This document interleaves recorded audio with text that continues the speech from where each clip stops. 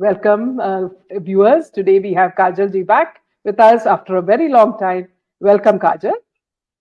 जी नमस्ते मीना जी। Yeah, धन्यवाद। बहुत टाइम yeah, बाद आपके साथ जुड़ने में हमें बहुत प्रसन्नता होती absolutely. है। And as you all know, Kajal is very busy usually with all her. She goes to different parts of the country talking about several important factors which have affected the Hindus, and especially in the love jihad case. And she's been doing a lot of work on that. So there are many people who also refer cases to her, which she takes on very promptly. So she's doing a huge service to society, and she's known as a lioness in this case. So welcome, Kajal. धन्यवाद Meena ji. Yeah. So Kajal, we'll just start with the what's happening in Bangladesh. You see, what is happening in Bangladesh is exactly what happened in many countries before, as you saw in Iraq, in Egypt, Syria, Libya, Sri Lanka. See, what they do is they, try to overthrow the ruler, and then they, the CIF forces or the deep state take over indirectly and keep their puppet there. And this is exactly what they have done in Bangladesh as well. Now, the aftermath is something that we have seen so many years back in Kashmir, where Kashmiri Pandits were forced to leave their homes amidst all kinds of violence. You have seen the manner in which Hindu homes and temples have been attacked and destroyed in Bangladesh. The army kept reassuring they would bring some semblance of peace, but in between, many people were tortured and they were killed. Can you tell us what were your feelings when you saw this, Kajal? Meena ji, हमें जब ये हम बांग्लादेश का देखते हैं ना, तो मैं आपको अपना पर्सनल अनुभव बताऊं तो 3-4 दिन से मुझे मतलब रात को ढंग से नींद भी नहीं आती। हर वक्त ये लगता है कि मैं क्या करूं उनके लिए। हम हेल्पलेस फील करते हैं। हम और कुछ ना कर पाए तो उनकी स्टोरी को हम डॉक्यूमेंट करें और जितना हो सके उतना हम पब्लिक में लेकर जाए, लोगों को जागरूक करें, वहाँ के हिंदुओं का हम लोग मनोबल बढ़ाए, बांग्लादेश के हिंदुओं का। तो ये सारा तो चल ही रहा है, लेकिन कभी कभी ये ऐसा भी मन में ख्याल आता है कि हमारे बच्चों को हम कैसा भविष्य देके जाएंगे, क्योंकि अब जो नेक्स्ट 10 साल है उसके बाद तो आप देखो कि भारत का इस्लामीकरण ऑलरेडी हो चुका है। सरकार इनकी नहीं है, फिर भी हमारे देश में बांग्लादेश की अगर हम एक मिनट के लिए बात हटाते हैं और हम भारत का सिनेरियो देखते हैं, तो मैं पूरे भारत भर में प्रवास करती हूँ और लव जिहाद, भूमि अतिक्रमण, धर्मांतरण, वक्फ बोर्ड, ये सारे विषय पर मेरा ज्यादातर काम रहता है। हिंदू संगठन और सामाजिक संगठन, धार्मिक संगठन के साथ मिलकर हम ये करते हैं। तो जैसे मैं लोगों का आप बीती सुनती हूँ तो और वहां पर जाकर वहां का जो सिनेरियो है वो देखती हूँ, तो मुझे ऐसा लगता है कि हम कैसा भारत हमारे बच्चों को देके जाएंगे, क्योंकि हमारा तो एज निकल चुका है। आने वाले 10 साल बाद तो ऐसा हो जाएगा कि भारत का इस्लामीकरण तो होगा, लेकिन जब हमारे बच्चे बड़े होंगे और उनके हमारे हमारे ग्रैंड चिल्ड्रन होंगे, उनके बच्चे होंगे, तो उनके पास तो लिटरली दो ही ऑप्शन रहेंगे, या तो देश छोड़ के जाना या इस्लाम में कन्वर्ट होना। मैं हमारे ग्रैंड चिल्ड्रन, यानी मैं आपको बात कर रही हूँ 2050 के आसपास की। तो क्या बांग्लादेश का हिंदू भागकर भारत में आ रहा है, पाकिस्तान का और अफगानिस्तान का हिंदू भारत में आ रहा है भागकर, भारत का हिंदू कहाँ जाएगा भाग के? उसके पास तो कोई विकल्प ही नहीं है। अगर हम ये कहते हैं कि पैसे वाले लोग हैं वो अमेरिका और कनाडा जा रहे हैं, तो वहां की हालत भी खराब है।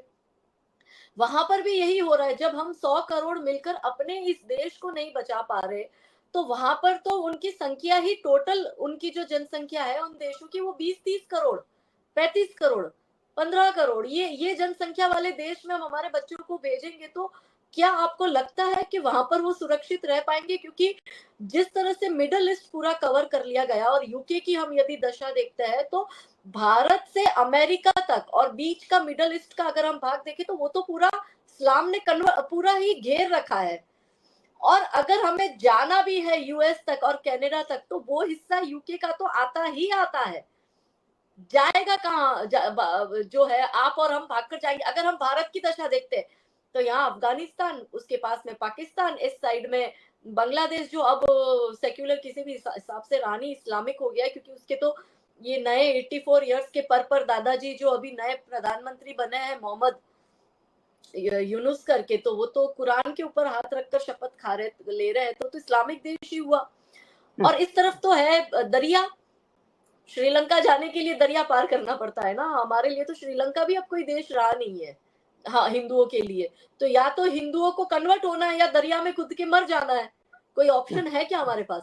अब प्रॉब्लम कहाँ हो रही है, ये जब सारा सिनेरियो देखती हूँ और ये तो कंक्लूड अगर हम करते हैं इस बात को, तो ये होगा कि हम कब तक भागेंगे? देखो हम अफगानिस्तान से भागे, पहले कंधार से, फिर उसके बाद में हम पाकिस्तान से भागे, लाहौर कराची से भागे, ढाका से भागे 71 में, उसके बाद में कश्मीरी हिंदू भागे कश्मीर से, बंगाल में अभी हिंदू भाग भाग कर असम में जा रहा है। पोस्ट पोल वायलेंस भी हमने बंगाल का देखा कि वो असम में जाके उन्होंने शरण ली है।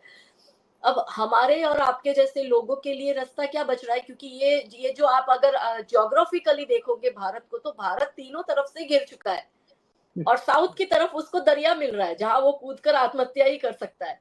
तो वो भागकर जाएगा कहाँ? और ये इन लोगों ने इस तरह से घेर रखा है कि जिस तरह से आप देख रहे हो कि सोशल मीडिया में जो लेफ्ट लिबरल लॉबी है या कम्युनिस्ट लॉबी है या इस्लामिस्ट लॉबी है, ये लोग सिविल वॉर की बात कर रहे हैं, ये इंस्टिगेट कर रहे हैं राइट्स को भारत में। और अगर भारत में सिविल वॉर होता है तो आप ये तो देखते ही हो कि हमारे जो हिंदू है वो अलग अलग जाति में बटे हुए। अब राहुल गांधी का बार बार जाति जनगणना की बात करना, ये बहुत प्लानिंग के साथ हो रहा है। अच्छा, भारत में ये किसान आंदोलन से पहले शाहीन बाग से शुरू हो चुका था, पर वो भारत में काम क्यों नहीं किया? कि जैसे स्टूडेंट प्रोटेस्ट है, तो वो बंगाल में उन्होंने, बांग्लादेश में उन लोगों ने ये करा और फिर पूरा हाईजैक हो गया और ये सारा हुआ। अमेरिका में ब्लैक लाइव्स मैटर को लेकर पूरा इशू हाईजैक किया और डोनाल्ड ट्रंप को निकाल दिया। भारत में ये सक्सेसफुल इसलिए नहीं हो रहा है कि भारत के जितने अलग अलग राज्य हैं, उन अलग अलग राज्यों के अलग अलग इशू है, सबका रहन सहन, भाषा, बोली, खान पान सब कुछ अलग है। तो यदि ये दिल्ली में शाहीन बाग करते तो वो दिल्ली में हिट हो सकता है, मगर वो गुजरात में नहीं हो सकता। यदि ये हरियाणा, पंजाब, दिल्ली के बॉर्डर पर किसान आंदोलन कर सकते हैं, तो वो किसान आंदोलन का प्रभाव मध्य प्रदेश में नहीं पड़ेगा या राजस्थान में नहीं पड़ेगा या केरला साउथ के साइड में नहीं पड़ेगा। यदि ये लोग मराठा आंदोलन कर रहे हैं, तो मराठा आंदोलन महाराष्ट्र के एक हिस्से तक सीमित रहा, वो कहीं और नहीं गया। इन लोगों ने स्टूडेंट प्रोटेस्ट भी करने की कोशिश करी, जो जवाहरलाल नेहरू यूनिवर्सिटी से और दिल्ली यूनिवर्सिटी से स्टार्ट हुआ था, तो वो स्टूडेंट प्रोटेस्ट भी पूरे भारत भर में नहीं गया। गुजरात में भी थोड़े टाइम पहले स्टूडेंट प्रोटेस्ट हुआ था, तो वो प्रोटेस्ट सिर्फ वो अहमदाबाद, जो जिसे हम कर्नावती बोलते हैं, कुछ लोग उसको अहमदाबाद बोलते हैं, तो वो उस हिस्से तक रह गया, वो वहां से हमारे जामनगर तक भी नहीं आ पाया। क्षत्रिय आंदोलन इन लोगों ने खड़ा करने की कोशिश करी चुनाव के टाइम, तो वो गुजरात के एक हिस्से तक रहा क्षत्रिय आंदोलन, वो पूरे गुजरात में स्प्रेड नहीं हुआ, या वो उसका प्रभाव राजस्थान, मध्य प्रदेश या साउथ के किसी अन्य जगह नहीं हुआ। दलित आंदोलन इन्होंने जो करने की कोशिश करी थी, वो पूना के कोरेगांव में, जो आपको याद होगा, जो हिंसा हुई थी, तो वो पूरे दलितों को भड़काने की इन्होंने कोशिश करी, लेकिन वो समाज के लोगों को, ये वो पुणे तक में वो सीमित रहा, लेकिन वो पूरे भारत में नहीं हुआ।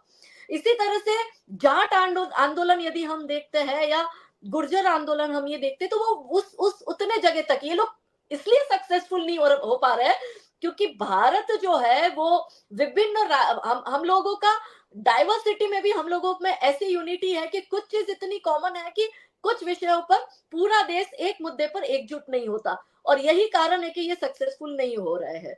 मगर बांग्लादेश में इशू ये हुआ कि उसकी आर्मी जो थी, वहां के लश्कर को पैसा मिल गया, पाकिस्तान ने सुपारी ली, फंड विदेशों से आया, अमेरिका से आया, पाकिस्तान ने सुपारी ली, अपने एजेंट को छोड़ दिया उसके अंदर, और वो सारा हुआ। हमने भी देखा कि नुपुर शर्मा के टाइम पर रोहिंग्या और बांग्लादेशियों ने पत्थरबाजी, आगजनी करी थी। बाहर से वो आए थे, इस देश में रह रहे थे, फ्रंट फेस उनको बना दिया था और कुछ कुछ हिस्सों में हुआ था। तो ये जो इनका पैटर्न है वो यहाँ पर काम नहीं कर रहा है, लेकिन देर सवेर करेगा, क्योंकि इनकी संख्या बढ़ रही है, इनकी लीडरशिप सदन तक पहुंच रही है, इनके लोग बढ़ रहे हैं और इनका बहुत क्लियर है। तो जब तक सरकार को एक स्टैंड लेकर इन लोगों की बढ़ती जनसंख्या, यूनिफॉर्म सिविल कोड, और जो अभी जैसे वक्फ का चल रहा है, लेकिन उसके साथ साथ किस तरह से इनको सरकार इनके इनके जो राइट्स है वो कम कर करके, जैसे अगर बीच में भी जैसे हमने योगी जी का सुना था कि 2 से ज्यादा बच्चे हैं या 3 से ज्यादा बच्चे हैं तो उनके उनको क्या क्या सुविधाएं नहीं मिलनी चाहिए सरकार की, ऐसा सब कर कर ही ये कंट्रोल में हम ला सकते हैं। नहीं तो आने वाले 10, क्योंकि हिंदू का प्रोडक्शन कम हो रहा है, हिंदू की प्रजनन क्षमता कम हो गई हाँ, है। आप देखो हर एक कुटुंब में, जब मैं कुटुंब की बात करती हूँ तो 3-4 भाइयों का कुटुंब होता है, या सिर्फ एक परिवार नहीं होता, उसमें चाचा का परिवार आया, ताऊ का परिवार आया, बुआ का परिवार आया। उस पूरे परिवार में आप देखना कि जो मैरिड कपल है उसमें से 1 या 2 मैरिड कपल तो ऐसे होंगे ही होंगे जो बच्चा पैदा नहीं हो रहा है और उसके लिए वो ट्रीटमेंट ले रहे हैं। Getting my point. अब ये यस, प्रजनन क्षमता क्यों कम हो रही है? क्योंकि आपको आपने देखा है कि बहुत जगह ये लोग मिलावट कर रहे हैं, ये जिहादियों के पास में फल फ्रूट का पूरा इनके पास में आ गया है, मंडी सब्जी भाजी की मंडी इनके पास में आ गई है। ये जिस तरह के केमिकल मिला रहे हैं, और आप देखोगे हाईवे पे जो होटल्स है, वो हिंदुओं को बहुत समझने की जरूरत है कि हाईवे पे जो होटल्स है, वो होटल्स, ज्यादातर होटल्स जो है वो मुस्लिम्स चलाते हैं, और वो उसमें क्या मिलाते हैं मुझे नहीं पता, लेकिन हिंदुओं को ये समझना होगा कि पहले कैसे इतने बच्चे पैदा हो जाते थे और किसी को प्रजनन की प्रॉब्लम नहीं होती थी, डॉक्टर के पास कोई ट्रीटमेंट नहीं लेता था, नॉर्मल बच्चे सबको होते थे। अब क्यों ये दिक्कत आ रही है? और इनके सामने इनकी संख्या देखो, इनके बच्चे धाए धाए फटाफट पैदा हो रहे हैं और कोई दिक्कत नहीं आ रही है। ये 8-8 10-10 पैदा कर रही है इनकी एक एक महिला। इनफैक्ट मैं आपको बताऊं, अभी हमारे गुजरात में हमारी दुर्गा वाहिनी की लड़कियों पर एक मुस्लिम ने अटैक किया। उस गांव में, राधनपुर, जो कि उत्तर गुजरात में आया है, राधनपुर का एक सिंधाड़ा गांव है, उस गांव में 2 दुर्गा वाहिनी की बेटियां है। उस गांव में आप देखो डेमोग्राफी ऐसी बदल गई कि 85%, 85% मुसलमान हो गए और 15% जो है वो हिंदू है, और हिंदू में भी सारी मिक्स कम्युनिटी है, और जिसमें हिंदू दलित समाज, हम लोग यहाँ पे वाल्मीकि समाज बोलते, तो वो समाज जो है उनके ज्यादा लोग हैं। और ये जो दोनों बच्चियां थी वो दलित समाज की ही थी, और इन दोनों बच्चियों पर मुसलमान, जिस मुसलमान ने अटैक किया वो मुसलमान अपनी माँ की 19वीं संतान था। सबसे छोटा 19वीं, वो 19 भाई बहन है। अब वो 19वीं संतान ने हमारी 2 हिंदू बेटियों पर अटैक किया और कहा कि ये हिंदुत्व का काम करना छोड़ दो। कोई जय भीम लॉबी नहीं आई, जय भीम मीम वही अच्छा है जब तक ये संख्या संतुलन में है। जिस समय वो संतुलन इक्वल हुआ या वो संख्या बढ़ी, तो ये दलितों को मार मार कर, बंगाल में अभी जो ज्यादा अटैक हो रहे हैं वो कौन है? वो वाल्मीकि दलित समाज से ही है, और उन्हीं लोगों पर अटैक हो रहा है। अपने बंगाल में भी ज्यादा अटैक किस पर हो रहा है? किनकी बस्तियां जलाई जा रही है? दलितों की जलाई जा रही है। यहाँ पर उस हिंदू बेटी को इसलिए परेशान करा जा रहा है क्योंकि वो हिंदुत्व का काम कर रही है। क्यों यहाँ पे मीम भीम माई भाईचारा मुझे नहीं दिख रहा? तो हिंदुओं को जाति में भी बांट दो, ऊंच नीच के भेदभाव में भी बांट दो, उसके बाद स्त्री और पुरुष में भी बांट दो, और उसमें स्त्री पुरुष वर्सेस LGBTQ कर कर उसमें भी बांट दो। यानी हर तरह से कैसे बांटना है उसका पूरी तरह से डिस्ट्रक्शन, षड्यंत्र चला हुआ है। हाँ, टोटल डिस्ट्रक्शन।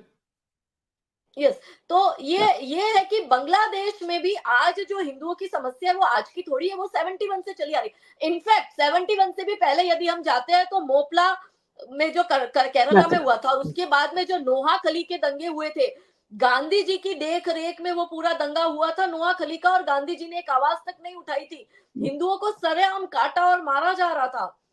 वही नोहाखली में आज भी हो रहा है। 75 साल 80 साल बाद भी आज भी वही हो रहा है वहां पे। तो ये कहना, और ये तो मैं नहीं कह रही, बलूची लीडर्स लोग खुद कह रहे हैं कि ये वहां पे अहमदिया को मार रहे, ये बलूचियों को मार रहे। इनका नया प्रधानमंत्री कल ओथ लेने से पहले क्या बोला कि यहाँ पे माइनॉरिटी पर अटैक करना बंद करो। मतलब ये स्वीकार कर रहा है कि अटैक हो रहा है, ये स्वीकार कर रहे हैं कि उनके घर जलाए जा रहे हैं, और जो वहां पे हो रहा है वो यहाँ पे ऑलरेडी हो ही रहा है। यहाँ पे 4 दिन पहले मैं जहां जामनगर में रहती हूँ, वहां पर एक हिंदू लड़के ने मुस्लिम लड़की से शादी करी। आप ये केस सुनिएगा, मैं इन्वॉल्व हूँ। वो हिंदू लड़के ने मुस्लिम लड़की से शादी करी, 1.5 साल तक कपल बाहर रहा, जामनगर से बाहर रहा। कुछ दिन पहले लड़की को डिलीवरी होती है, आज उसका बच्चा, उसकी जो बेटी है वो 40 दिन की है। जो मुस्लिम परिवार है वो बहला फुसला के लड़की को बुलाता है कि भाई तू आजा, अब तो तेरा बच्चा भी हो गया, हम तुम्हें स्वीकार करते हैं। और मौलवी उस हिंदू लड़के के घर जाता है, क्योंकि दोनों एक ही गांव से होते हैं। उसके घर जाके कहता है कि तुम बाहर निकलना चालू करो, अपना काम धंधा चालू करो। वो गांव में आया था, उसको 20 ही दिन हुए थे। 4 दिन पहले वो लड़की के चाचा, भाई, बाप और वो मौलवी सबने मिलकर उस लड़के की हत्या कर दी, हिंदू लड़के की। अब आप बोलो ये हो रहा है ना, हमारे यहाँ भी तो हो रहा है, कर रहे हैं ना ये टारगेट किलिंग, ये मार रहे हैं ना हमारे हिंदुओं को। प्रॉब्लम ये हो रही है कि हिंदू इसलिए नहीं बोल रहा, वो जाति में इस जाति का मैटर है मेरे को क्या, और उस जाति में भी अलग अलग पंथ बन चुके हैं, ये इस पंथ का है, मैं उस संप्रदाय का हूँ, ये तो इस ब्राह्मण में आता है, मैं उस ब्राह्मण में आता हूँ, ये वाले क्षत्रिय में आता है, मैं वो वाले क्षत्रिय में आता हूँ। ये सब चीजें, और दूसरा पॉलिटिकल इन्फ्लुएंस इतना ज्यादा है ना मीना जी, कि मैं ग्राउंड पे देख रही हूँ कि पॉलिटिकल हिंदू है तो चुप रहेगा, हिंदू वाला हिंदू है तो ही बोलेगा, और हिंदू वाले हिंदू के कोई पॉलिटिकल बेनिफिट है या हिडन बेनिफिट्स है या बिजनेस बेनिफिट्स है तो वो भी चुप रहेगा। तो हमारे पास लड़ने के लिए बचा कौन है, कौन बचा है? Absolutely. Absolutely. Also, Kajal ji, I wanted to speak about this case, where it happened in UP, where this girl complained of stomach pain to her mother, and then when she was questioned, upon learning the truth that this girl was raped by Moid Khan and Mohit Raju Khan. on charges of gang rape.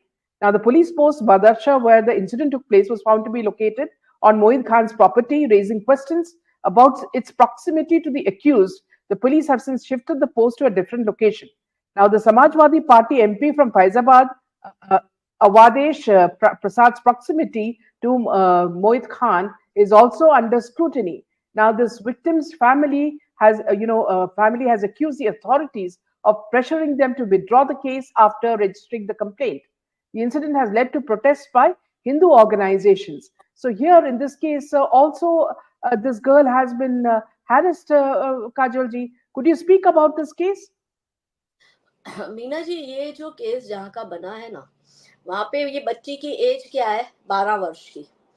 सामने वाले ने आरोप क्या लगाया है कि वो तो चरित्रहीन है। 12 साल का बच्चे को चरित्रहीन बोल रहे हो? मेरा बेटा 12 साल का है, उसको पता भी नहीं चलता है, वो अपने कपड़े भी खुद से नहीं पहन पाता है ढंग से, वो अपने जूते खुद का ढंग से नहीं पहन पाता है। अगर मैं 1 सेकंड के लिए अपने दिमाग में स्विच करूं बच्चों को, तो क्या 12 साल का बच्चा चरित्रहीन हो सकता है? इनको शर्म नहीं आती है इतनी घटिया बात करते हुए? अरे भाई, तुम्हारे में प्यूबर्टी चली जाती है 10-11 साल की एज में, तुम लोग शादी ब्याह कर लेते हो, और तुम्हारे में उस वक्त सेक्स भी जायज होता है, बच्चे पैदा करना भी जायज होता है, तुम लोगों में ही होता है, शायद तुम इसको चरित्रहीनता का नाम देते होंगे। हमारे में 12 साल की बच्ची जो है उसका हम कन्या पूजन करते ही करते हैं, वो हमारे कन्या पूजन में आती है, कितने गिरे हुए हैं। और आपने एक वो वीडियो देखा कि मोइन खान के जो पड़ोसी थे और पड़ोस में जो छोटे छोटे बच्चे थे, वो बच्चों से जब मीडिया जाके पूछती है तो मुसलमान का छोटा बच्चा भी कहता है कि वो लड़की तो चरित्रहीन है। अरे, इन बच्चों को पता भी नहीं है कि चरित्रहीन का डेफिनेशन क्या Yeah. होता है। 12 साल का बच्चा चरित्रहीन हो सकता है, कहते वो उसके साथ अफेयर, 12 साल का बच्चा, कैन यू इमेजिन? और वो जिस तरह से मीडिया इस बच्ची का नाम लीक कर रही है, इसका एड्रेस लीक कर रही है। आप देखो, निर्भया के साथ इतना बड़ा वो जो हुआ था, आज तक किसी को निर्भया का, बहुत कम लोग है जिसको उसका रियल नाम पता है। निर्भया का ओरिजिनल एड्रेस किसी को नहीं पता, निर्भया का ओरिजिनल नाम किसी को नहीं पता, निर्भया के माता पिता का नाम किसी को नहीं पता है। वो सारा छुपाया गया था, माइनर बच्चे में नाम छुपाया जाता है, चेहरा छुपाया जाता है। ये मीडिया के कुछ लोग गिद्ध की तरह, वो छोटी 12 साल की बच्ची, क्या उसका स्टेट ऑफ माइंड होगा? मुझे उसमें अपना 12 साल का बच्चा दिख रहा है, क्योंकि एग्जैक्टली वो उसी एज का है। Mm. ये कितने गिर चुके हैं। और वो अखिलेश यादव का आपने ट्वीट देखा था मीना जी, जिसमें Yes. वो डीएनए टेस्ट की बात कर रहा है, और मैंने उसको कोट करा और रिप्लाई किया Mm. अखिलेश यादव को कि भगवान ना करे किसी भी बेटी के साथ ऐसा हो, मगर यदि इसकी जगह तुम्हारी बेटी होती, क्या तब भी तुम्हें अपनी बेटी पे विश्वास नहीं होता? 12 साल का बच्चा झूठ बोलेगा, तुम्हें नहीं अब मगर डीएनए आपको टेस्ट करवाओगे। नहीं मगर आपको मालूम है उसका पिताजी ने क्या कहा? See, when they spoke about rape, he said they are boys, हाँ, and बच्चों से they will गलतियां तो। rape. So it was such a man's son can only be like this. और आपको मैं बताऊं, और मैंने ये जो रिप्लाई करा ना, उसमें अखिलेश यादव ने अपने गुंडे छोड़ दिए मेरे पीछे सोशल मीडिया पर। इन लोगों ने उसी मेरे ट्वीट पर, और इनके स्पोक पर्सन भी उसमें आए, और वो सीधा अटैक कर रहे हैं। और इनके लोग डायरेक्ट मेरे पर अटैक कर कर ये कह रहे हैं कि तुम्हारा बाप होता और वो ऐसी हरकत करता तो क्या तुम डीएनए नहीं करवाते? मैंने कहा, मतलब तुम मोइन खान को अखिलेश यादव का बाप समझ रहे हो क्या, कि तुम बाप से तुलना कर रहे हो? मैं एक बेटी की बेटी से तुलना कर रही हूँ, तो तुम बेटी की बेटी से तुलना करो, बाप से। मोइन खान क्या उसका बाप लगता है कि वो बाप के साथ मेरे बाप की तुलना कर रहा है? मतलब आप सोचो कि ये कल्चर इनका, अखिलेश, और इनकी तो अपब्रिंगिंग ही ऐसी है। वो कहता है ना बच्चों से गलतियां हो गई, बुलंदशहर वाले गैंग रेप में ये लोग हंस रहे हैं, ठाके लगा रहे, गुंडा राज था खुलेआम, ये लोग बहन बेटियों की इज्जत लूटते थे इनके गुंडे। और अभी इन्होंने कुछ सीटें आई है तो आप देखो कि इनका इतना गुंडा राज आ गया है, मीना जी, अखिलेश यादव का और इनके गुंडों का, कि अयोध्या जैसी पवित्र भूमि पर बलात्कार करते हैं, और उसमें भी ये एक बेटी का चीर हरण कर रहे हैं, एक 12 साल की बच्ची का। क्या और इनके उनका घर की 12 साल की सर्वेंट की, बेटियां ऐसी हरकत करती है? हाँ, and also his servant was raped the child. हाँ, His servant also raped the child. Gang rape किया है बच्ची का, और उस बच्ची को किस तरह से ये लोग टॉर्चर कर रहे हैं।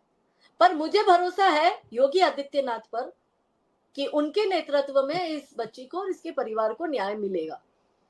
बिल्कुल.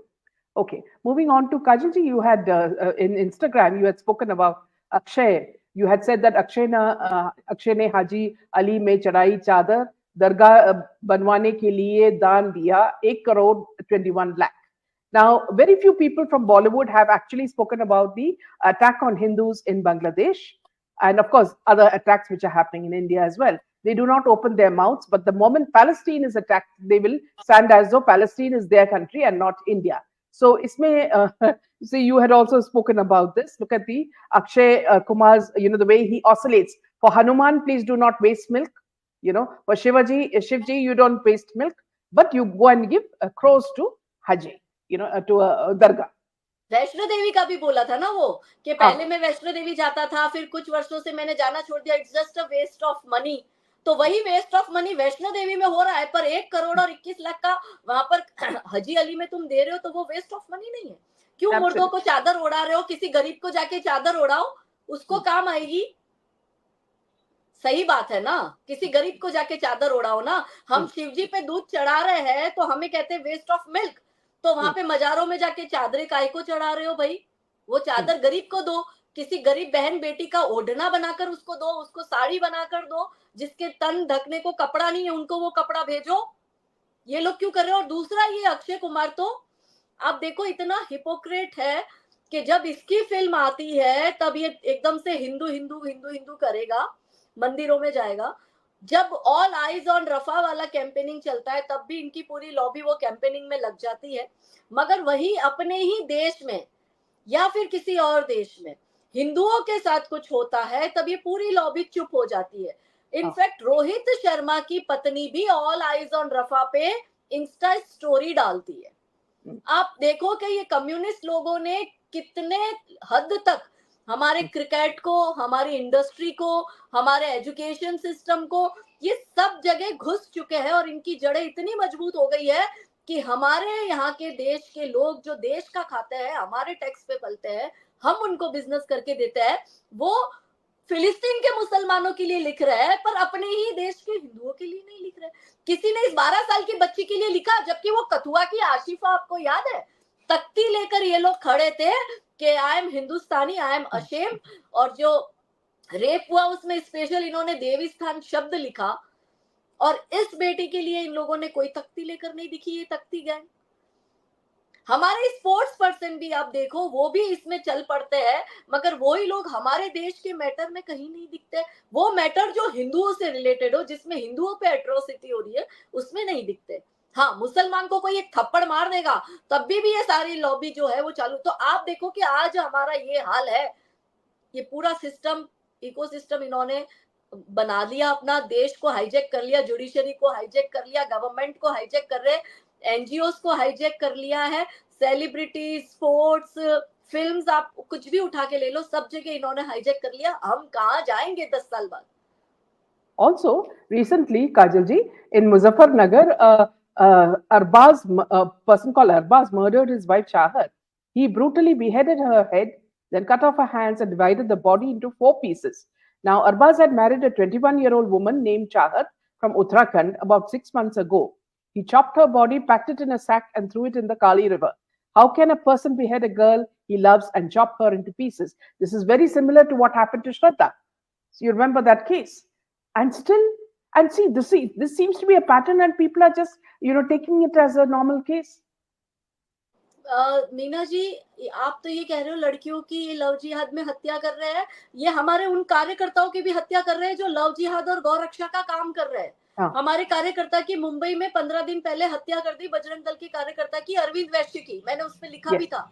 वहां पर प्रतिकार भी हुआ, लोगों ने मोर्चे भी, आक्रोश मोर्चे निकाले हैं। हाँ, अरविंद वैश्य एक छोटा सा लैंड 24-25 जिहाद साल में, का, लैंड जिहाद में, हाँ, हाँ, नहीं, वो ये कार्यकर्ता था अपना बजरंग दल का, अच्छा, जो लव जिहाद, लैंड जिहाद और धर्मांतरण के गौ रक्षा के हाँ, विषयों में हाँ, कार्य मुझे कर याद रहा है, था। यस, यस, उसकी हत्या कर दी अभी 15-20 दिन पहले। और हम्म, इन्होंने अभी 15 दिन पहले हमारे कच्छ का एक कार्यकर्ता था, विश्व हिंदू परिषद का गौरक्षक, उसको बुलाया और उसको बुलाकर उसका मर्डर करने गए। तो वो जो बड़ा इनका हथियार आता है ना मटन काटने का, उससे उसकी गर्दन काटने गया वो, तो अपना कार्यकर्ता ऐसे मुड़ गया, तो उसको पीछे बैक में पूरा लंबा 40 स्टिचेस आई। उसको उसका सर तन से जुदा करने वाले थे, वो दैवीय शक्तियों ने काम किया और वो बच्चा बच गया। उसके घर पे मैं गई मिलने, उसके 2 छोटे-छोटे बच्चे हैं 8-10 साल के। सोचो उसकी भी हत्या गुजरात में भी कर ही रहे हैं ना ये हर जगह इनकी सरकार नहीं है, इनका सिस्टम नहीं है, मगर फिर भी ये कर रहे हैं। सोचो जिस दिन इनकी सरकार आ गई उस दिन हमारा क्या हाल होगा मीना जी। है एब्सोल्युटली, तो भी ये इतना इतना बोल्डली कर रहे हैं और इनको छोड़ रही है सुप्रीम कोर्ट, बलात्कारियों को छोड़ रही है ये कह के कि इनका पूरा एक भविष्य है। तो जिस लड़की का बलात्कार कर कर उस लड़की को मार दिया, उस लड़की का कोई भविष्य नहीं था क्या? वो भी तो बड़ी होती और वो भी तो कुछ बनती और अपने माँ बाप का घर चलाती, अपना जीवन संवारती। तो उस बच्ची का कुछ नहीं है। and all these judges have daughters.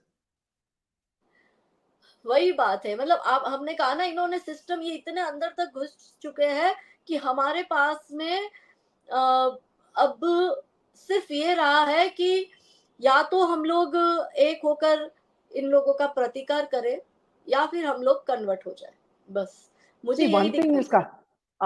one thing is, Kajal, see, if you take the example of Israel, ji Israel एक छोटा छोटा राज्य है, and ji they are surrounded by their enemies. Ji The way they fight is something that has to be admired. And this is a position that India has to take. India should not bother about world opinion because world opinion is all biased. They have a mission. Yeah. The moment India makes friendship with Russia, America has a problem.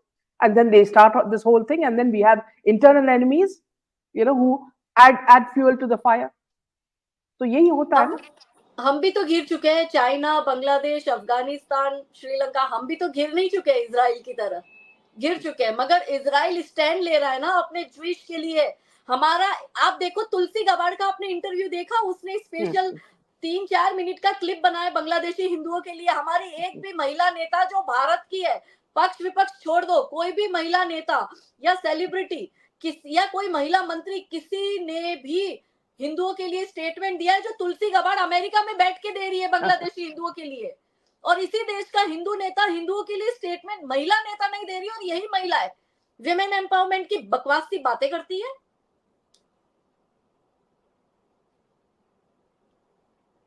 So unless we stand strong and we, support each Hindu supports the other Hindu, this is going to continue, and they will do whatever they feel is, okay by their law.